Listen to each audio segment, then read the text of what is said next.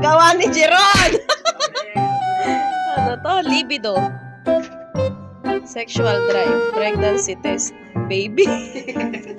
Hoy, yung anak ni Mare buntis. Nakita ko kanina kasama jowa. 16 years old. Kung sino-sino pala kasama niyang lalaki. Oo nga. Aba! Tingnan natin. Next.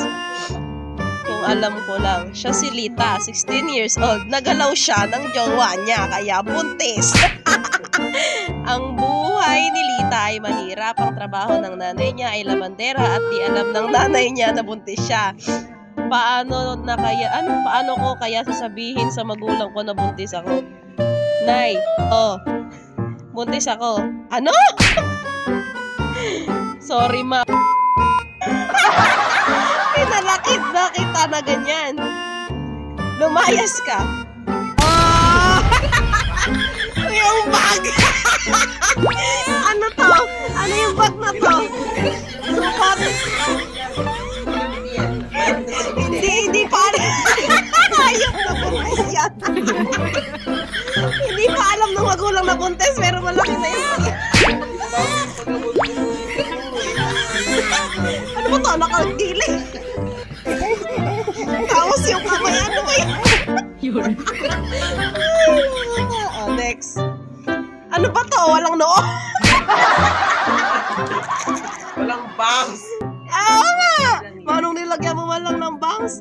Saan ako pupunta? Di ko na alam ang gagawin ko. Nawalan na ng pag-asa ang buhay ko. Ano to? Babakamatay na yan. Bakit may ganon-ganon? Akala ko ilaw. Bakit parang may liwanag? Bakit naging dalawa yung ano? Dalawa yung ano? Akala mo Akala mo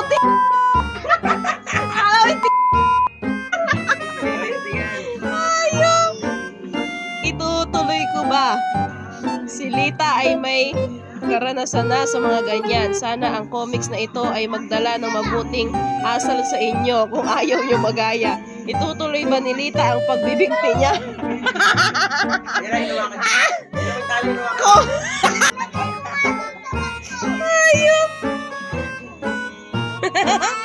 Next.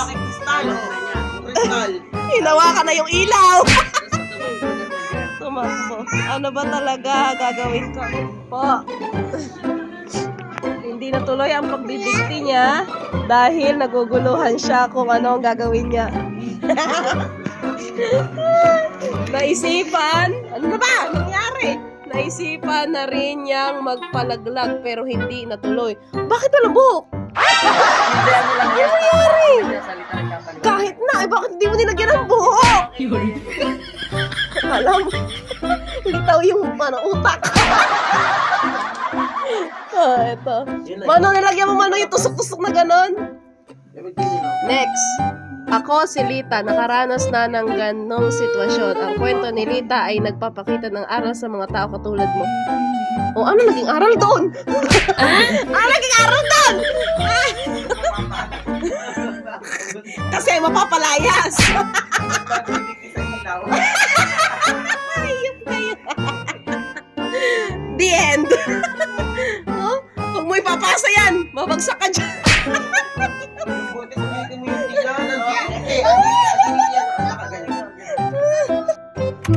Ha ha ha!